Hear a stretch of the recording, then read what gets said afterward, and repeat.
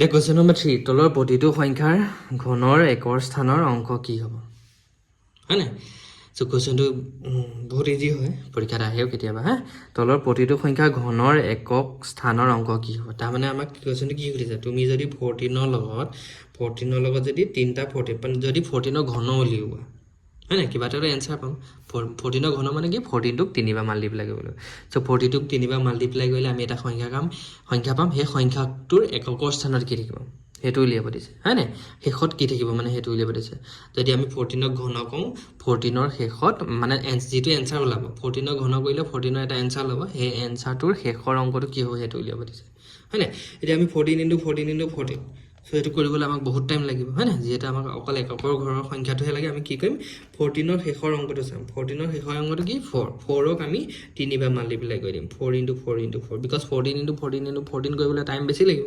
হেতু কাৰণে আমি কি কৰিম 14 * 14 * 14 নকৰি আমি কি কৰিম 14 ৰ শেষৰ অংকটোক তিনিবাৰ মাল্টিপ্লাই কৰি দিম 14 ৰ শেষৰ অংকটো তিনিবাৰ মাল্টিপ্লাই কৰিলে যেটো এনসাৰ আহিব শেষত হেতুই 14 * 14 * 14 কৰিলো হে একেটা আহিব শেষত ঠিক আছে এটা 4 4 যা 16 16 4 যা কি হ'ব 64 সো 64 ৰ শেষত কি আছে 4 আছে তাৰ মানে আমি গম পালো 14 কিউবৰ শেষত কি হ'ব 4 হ'ব মানে এককৰ ঘৰত কি হ'ব 14 ৰ ঘন আমি যদি 14 ৰ ঘন উলিয়াও হয় না 14 ৰ ঘনটোৰ এককৰ ঘৰত সদায় কি হ'ব 4 হ'ব হয় না বুজি পাইছা অকল যেটো সংখ্যাৰ একক মানে ঘন কৰিলে এককৰ স্থান উলিয়াব দিয়ে সেই সংখ্যাটো তিনিবাৰ মাল্টিপ্লাই নকৰিবা সেই সংখ্যাটোৰ শেষত এটা 14 ৰ শেষত 4 আছে ন 4 ক তিনিবাৰ মাল্টিপ্লাই কৰিলো সো মাল্টিপ্লাই কৰিলো 64 পালো 64 ৰ শেষত কি আছে 4 আছে তাৰ মানে তুমি 14 * 14 * 14 কৰিলো শেষত সদায় কি পাবা 4 পাবা যেটো নাম্বাৰ আহিব তাৰ শেষত কি থাকিব 4 থাকিব ঠিক আছে তেনেকৈ আমি 18 ৰ হয় না 18 ৰ ঘন কৰিলে সেই ঘন যেটো নাম্বাৰ পাম সেই নাম্বাৰটো এককৰ ঘন কি হ'ব সো তাৰ কাৰণে কি কৰিব লাগিব 8 * 8 * 8 কৰিব লাগিব ঠিক আছে 8 8 যা কি হ'ব 64 64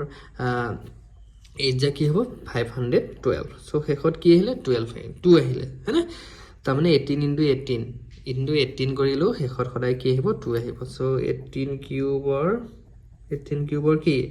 এককৰ স্থানত কি থাকিব 2 থাকিব হয় না সংখ্যাৰ ঘনৰ একক স্থানৰ অংক কি থাকিব 2 থাকিব তেনেকৈ আমি যদি এটোলে যাওঁ এতিয়া 13 লৈ যাওঁ সো আমি কি কৰিব লাগিব 3 টোক তিনিবাৰ ইনটু কৰিব লাগিব 3 * 3 *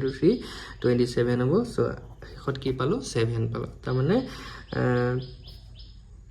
13 ৰ ঘনৰ 13 ৰ ঘন মানে 13 কিউব এনেকৈ লিখি ল'ব ঘনৰ এককৰ স্থানত কি হ'ব এককৰ স্থানত কি থাকিব এককৰ স্থানত হ'ব কি হ'ব 7 হ'ব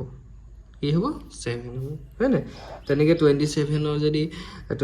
যদি আমি কিউবটো উলিয়াম মানে 27 ইনটু যদি 27 ইনটু যদি আমি 27 কওঁ হয় না 27 ইনটু যদি 27 কওঁ তেতিয়া কি হ'ব 27 ৰ ঘনত কি থাকিব হেতু উলিয়াবলৈ হলে আমি 27 ক তিনিবাৰ মাল্টিপ্লাই নকৰো আমি 27 ৰ শেষত কি আছে 7 আছে নহয় সো 7 ক কেবা ইনটু কৰিম তিনিবাৰ কৰিম হয় না 7 7 যা 49 and 49 7 যা 340 কি হ'ব 3 হ'ব সো শেষত কি থাকিব 3 থাকিব হয় না সো 27 ৰ ঘনৰ এককৰ ঘৰত সো ঘনৰ 27 ঘনৰ এককৰ কি এককৰ স্থানত কি থাকিব 3 থাকিব ঠিক আছে সো ভেৰি ইজি কিবা এটা সংখ্যাৰ ঘন কৰাৰ পিছত এককৰ স্থানত কি হ'ব হেতু উলিয়াবলৈ হলে আমি কি কৰিব লাগিব সংখ্যাটোৰ শেষৰ অংকটোক তিনিবাৰ মাল্টিপ্লাই কৰিলে যেটো এনসাৰ আহিব হেতু মানে 14 ৰ ঘনৰ এককৰ স্থানত কি থাকিব বুলি ক'লে 4 * 4 * 4 কৰিম 64 পাম 64 ৰ শেষত 4 আছে মানে 14 কিউবৰ এনসাৰটোৰ 14 কিউবৰ ঘনৰো শেষত কি থাকিব 4 আহিব ঠিক আছে